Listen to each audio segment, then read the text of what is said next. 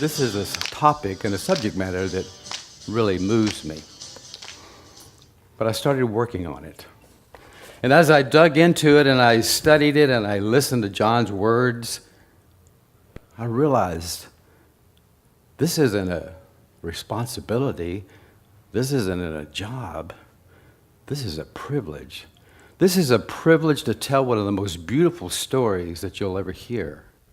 A story that's touched me in many ways. It's probably no secret to a lot of you that John holds a very special place in my heart. I think in some ways, if it wasn't for John, I don't think I really would have seen Jesus like I do. For me and John, when I read him, it's like sitting next to one of my brothers or sisters and having a conversation. I can really connect. His teachings, his writings, they make me feel close to Jesus. So today is not only a privilege for me to be here, but it's an honor to talk about someone's writings that have meant so much to me and has meant so much to the world. And there's also a third reason I'm here, kind of a selfish reason, and that is next week, Ruth Ann and I start teaching the pace setters again, and they're a tough crowd, so we needed some practice. We got to get ready for those guys, because they ask some tough questions, and I hope that you will too. I may not have the answers, but I'll appreciate your questions, and we have a lot of smart people in the audience, a lot smarter than me, okay? So anyway, Richard, if you'll flip up the first slide, and I'm a kind of a PowerPoint person, so hope you'll forgive me, but I want you to see the same thing I'm seeing. What I've titled the presentation today is Living in the Light and Loving Your Brother. It's a very special message, and again, it's something that I think, even though we've heard it before and we'll understand it, it's something we will never get tired of. Next slide, Richard. But before I get started, several weeks ago, Terry really kicked us off. He did a masterful job, and my first thought was, you sure as heck don't want to follow Terry. You want to follow somebody else. But nonetheless, I decided to do this. So what we learned several weeks ago when Terry presented, and he did a masterful job, is that some of the churches in Ephesus was one of the original early churches, some of them have fallen under the influence of false Gnostic teachings. You don't have to really know what Gnostic is, because I'm going to explain that. But John, who is late in his life, probably in his 90s at least, he responds to what's happening in these churches at Ephesus, and he writes 3 books, 1 John, 2 John, and 3 John. He writes it for the people in Ephesus, but like all the writings that took place in the New Testament, he's really writing it for all the churches. This is something that they would share. I think it's something we can take advantage of today as well. So our focus in our current study is 1 John, which Terry kicked us off on, but I'm going to pick a small little piece. I'm going to look at the 2nd chapter, verses 3 through 11, and they're some of my favorite chapters, and I hope you'll get the same message that I'm going to send to you today. Okay, Richard. Before I start, you've got to know something about me. I'm a visual person. I got to see things. A website, a picture, a painting, directions. I love maps. Maps have always been a very special thing to me. When I was a little kid, I'd ride in the seat with my dad, and he'd say, okay, Clay, point the map in the direction we're going. You tell me when I need to turn left or right or whatever. So I learned how to read a map from my dad. And my dad was, during the war, World War II, he led patrols behind enemy lines at night. And reading a map was pretty important at that point in time. So that's a skill that I wanted to learn. But anyway, Ephesus, as you can see, is on the coast of what is today modern Turkey. Ephesus was, again, one of the original churches, one of the churches that Paul came into being. But the other thing that you may not know is because it's on the coast, it's a major trading port. is part of a huge Roman network, an exchange of goods and services. So for Ephesus, the little place where it's underlined in red, I can barely see it from here. Anyway, that would be a port. So you'd have goods, services constantly flowing through Ephesus, but you'd also have ideas. So maybe some good ideas, maybe some bad ideas. I don't know. But anyway, so that you'll understand what we're talking about, I want you to know where Ephesus is. And of course, you'll also want to know that Ephesus is probably where we think John served his last days. Okay? So anyway, John is very aware of Ephesus. He's very aware of the people and the teachings that's going on in some of the churches. I'm sure they break his heart. Now, John is a fisherman. He's not one of those cool, politically correct kind of guys. He's kind of rough around the edges. My dad was a fisherman, and on fishing trips, I think I got a kind of a good idea. But anyway, so when John writes to the churches, you got to realize that, he's going to have some pretty important things to say. But what's really upsetting is that the churches who originally founded on Jesus' teachings have now taken these false teachings. So one of the things is dualism. The Gnostics feel like that anything that's physical in nature is inherently evil, and that includes our bodies. That really there's two parts to us. There's our body and our spirit, and it's only our spirit that God cares about. Kind of different than what Jesus would tell us. The other thing is that salvation is not something that comes through faith or trust in Christ.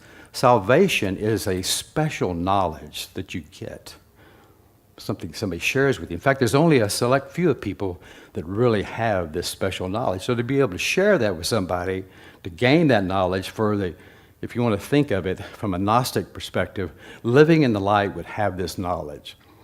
I now know things you may not know. It's not something that's open to everybody. It's not something that you share. It's not something that's available to anyone. It's just a select few. In fact, since the body was so sinful, the Gnostics felt like as long as your spirit's in a good shape, you can live a horribly sinful life and still be acceptable to God. Don't worry about what you're doing. Just get that spirit part right.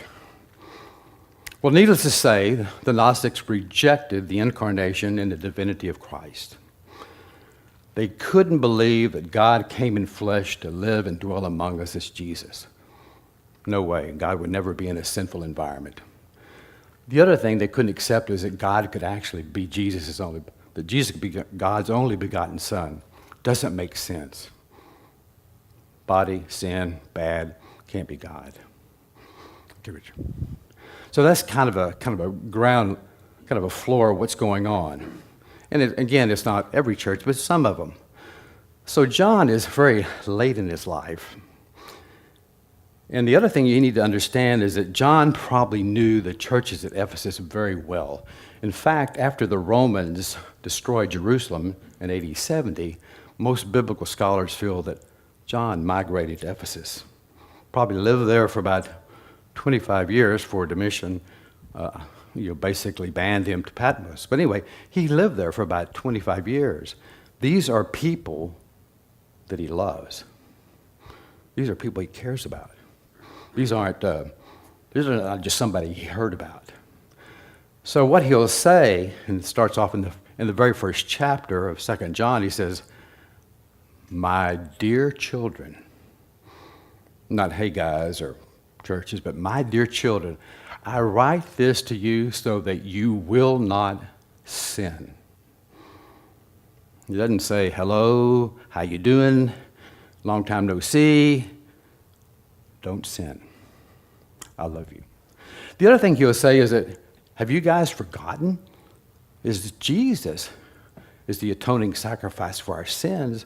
He died for us. We basically get that gift, the gift of grace from him. But more importantly, he didn't die just for us. He died for the sins of the whole world. You guys are kind of off in left field. So John, in his books, especially in 1 John, who will basically hit on kind of some major themes. Jesus, who came in the flesh, who dwelt among us, is the Son of God. Jesus has paid for our salvation. His crucifixion, death, and resurrection has freed us from death. To really know God, we have to follow Jesus. And lastly, what the Gnostics would call living in the light. For us, that's really living and loving like Jesus. So John has some real important things to say. And he's telling it to people that he knows and he loves. So let's look at the passages that I'm actually going to discuss today, since I've given you some framework and some background about where we are. And please forgive me, eyesight is not one of my strong points, so I will read from this while you read as well. The highlighting is actually mine. When I went to the NIV, it wasn't already pre-highlighted, so I picked out some pieces of it that I thought would be particularly important. Now, this is the NIV. I'm going to actually share with you several versions. You can kind of compare. But basically, John says, we know that we have come to know him if we keep his commandments. Whoever says, I know him, but does not do what he commands, is a liar. And the truth is not in that person. You can't say you love him and not follow him. But if anyone obeys his word, love of God is truly made complete in them. This is how we know we are in him. Whoever claims to live in him must live as Jesus did. Dear friends, I'm not writing you a new command, but one which you have had since the beginning. This old command is the message you have heard. Yet I'm writing you a new command. Its truth is seen in him and in you, because darkness, sin, is passing, and the true light, Christ, is already shining. Anyone who claims to be in the light but hates a brother or sister is still in darkness.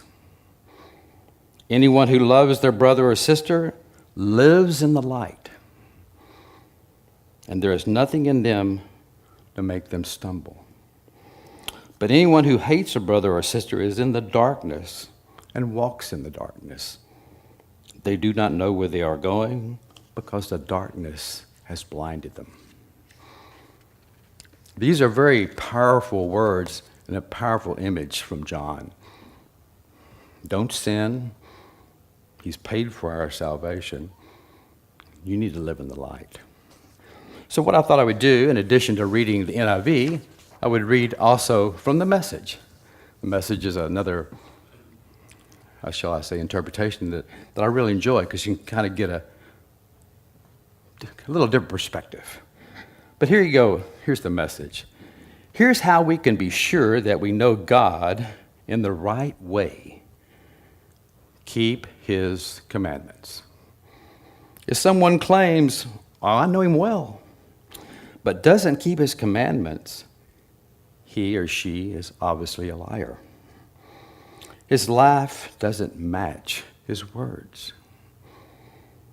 But the one who keeps God's word is the person in whom we see God's mature love. This is the only way we can be sure we're in God. Anyone who claims to be intimate with God ought to live the same kind of life that Jesus lived. There's an awful lot of people in this audience today that I think feel that, love that, and care about that. So it's kind of, in a way, kind of a simple message, but one I think you never get tired of hearing. My dear friends, I'm not writing you anything new here. This is the oldest command in the book. And you've known it from day one. It's always been implicit in the message you've heard. On the other hand, perhaps it is new.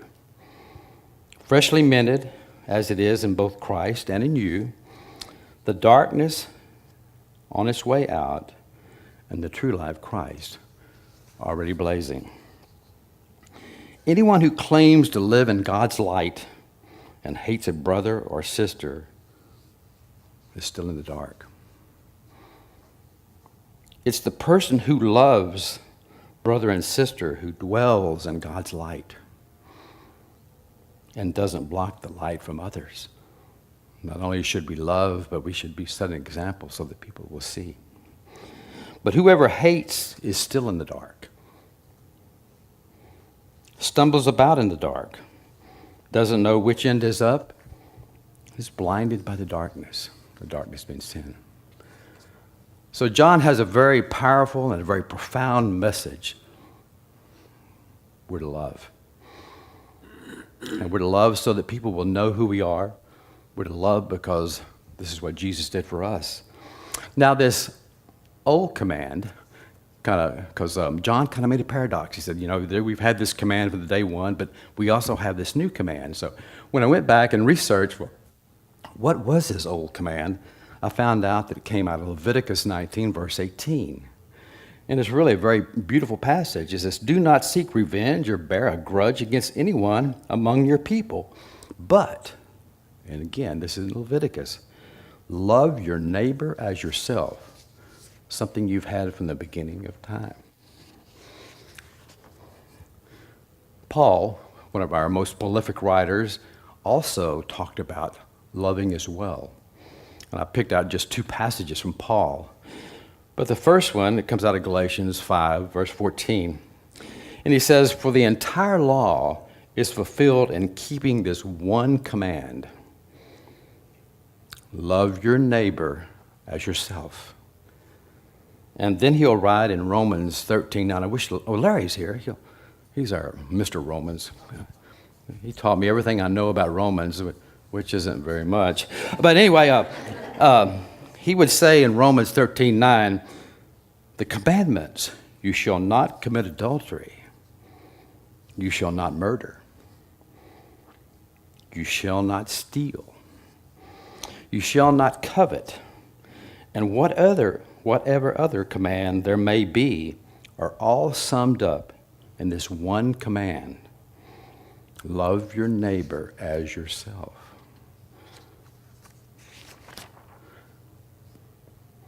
Then I went and looked at Peter. Well, we've got Moses, we've got Paul, we've got John, so I thought I'd get Peter since we're talking about some of the more influential speakers. Anyway, Peter in 1 Peter 3, verse 8 would say, "Finally," and this is the very last of the passage, "finally, all of you, be like-minded, be sympathetic, love one another, be compassionate and humble." Jesus would take the whole concept of loving one another, loving someone else as yourself, to a whole new paradigm. He would say, and I think you'll understand, "I give you a new command: love one another. As I have loved you, so you must love one another. By this, everyone will know that you are my disciples, if you love one another." So Jesus sets a paradigm. He sets the bar for us. It's not about knowledge. It's not about the spiritual self. It's about loving and caring for one another as though they were you, so that you know that you can share, that you can care, that you can walk the same way that Jesus walked. If someone were to meet me on the street and were to ask me what it's like to be a Christian, what it's like to be a disciple of Jesus, I've tried to respond by taking the journalistic approach of saying, well, this is what it is, this is who it involves, this is how we do it, this is why we do it, and this is when and where we do it. So the very first thing they would say, well, what are you guys supposed to do? I said, well, Jesus tells us we are to love. And the person would probably say, well, who are you to love? And we would say, we would love one another. Well, then how? How are you to love? Love one another as Christ loved us. Why? So the world will know that we love and follow Jesus. We don't want to block the light from others. When and where are you supposed to do all this? Anywhere, anytime, unconditionally. If you look at everything that's been said, if you look at where we've gone from all the way from Leviticus through John's gospel, to what Paul had to say, to what Peter had to say, the new commandment that Jesus gave us, this is not a casual request. This is not something we do if we have an opportunity. This is a way of life. I think Terry said it real well. This is a choice. Oh, by the way, we watch Blue Bloods too. Good stuff. But this is a choice we need to make to change our lives. We don't want to have hate. We want to show the world who we are. We want to love one another so the world will know who Jesus is and they'll want to follow us.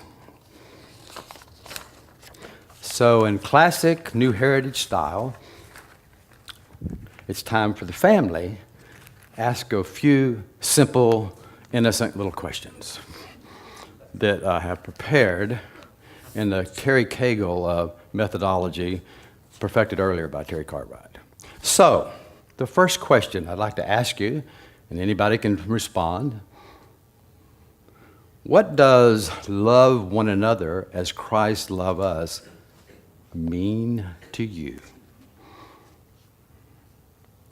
Unconditional love. You want to explain further? He loves us regardless of Right. how we are. Right. Yeah, I remember Terry Cagle saying, we're saved by grace. There's no ands, there's no ifs, there's no buts. If you ever have anybody telling you there's an and or if or a but, you need to get your out of there because they're not telling you the truth. Right. Very good. What does it mean to someone else? Love us as Jesus loved us. The Word became flesh and dwelt among us.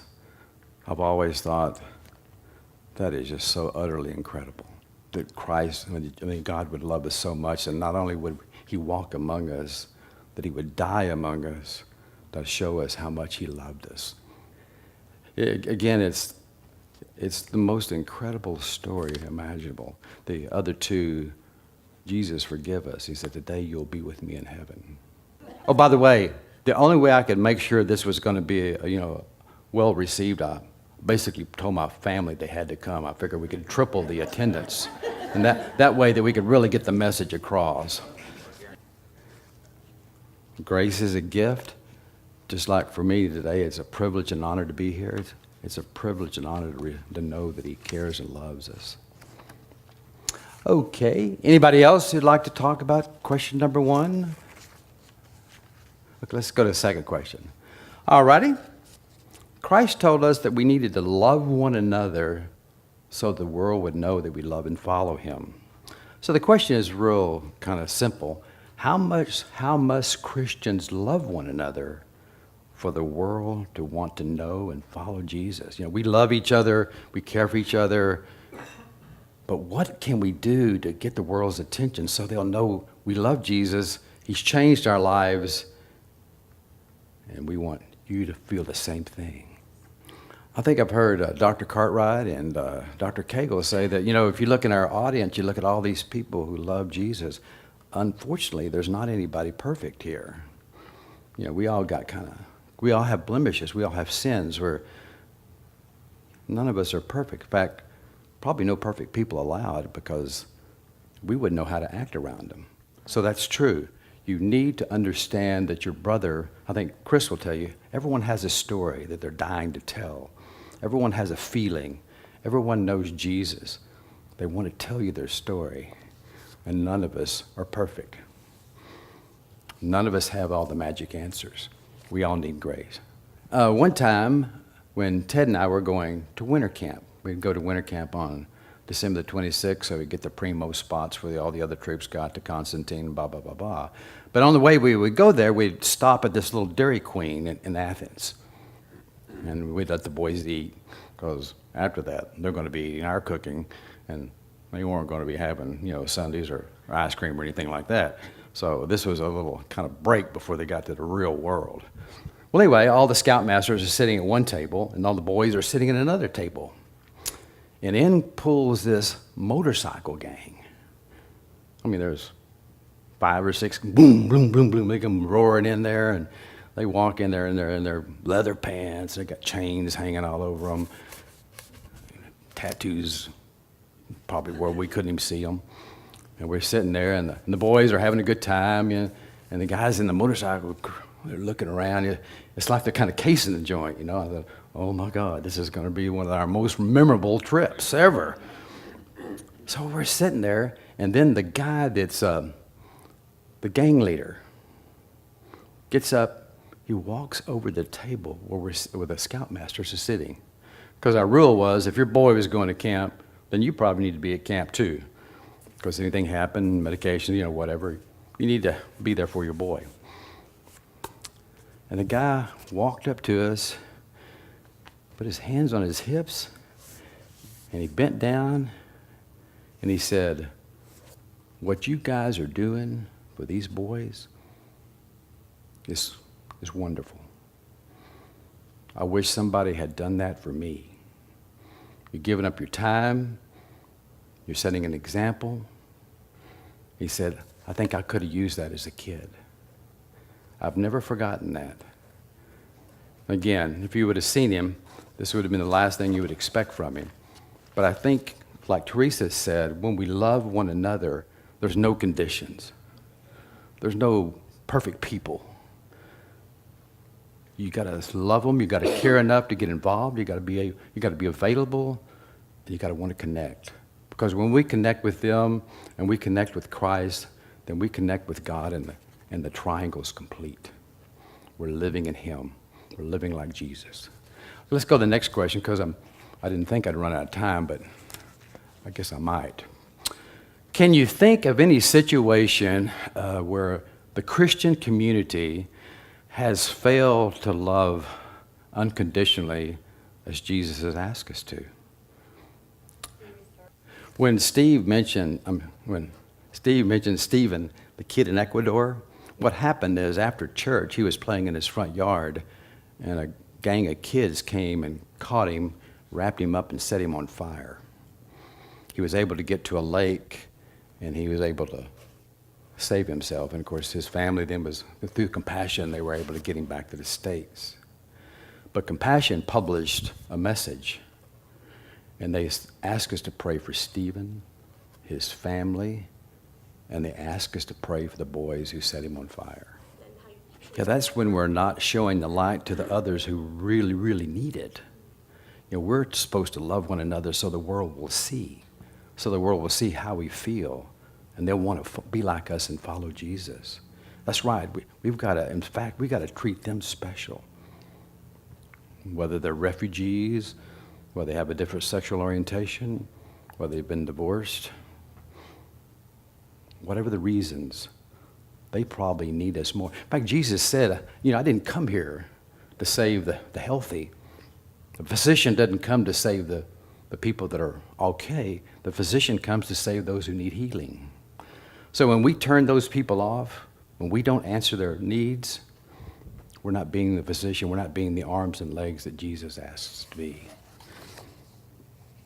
I'm going to kind of stop here because I think I've gone too long.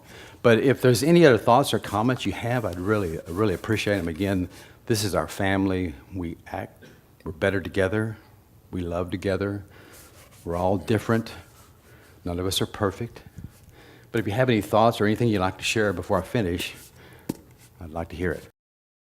Whether you're a motorcycle rider with a lot of chains, you're a guy, mama with a lot of tats, or whatever.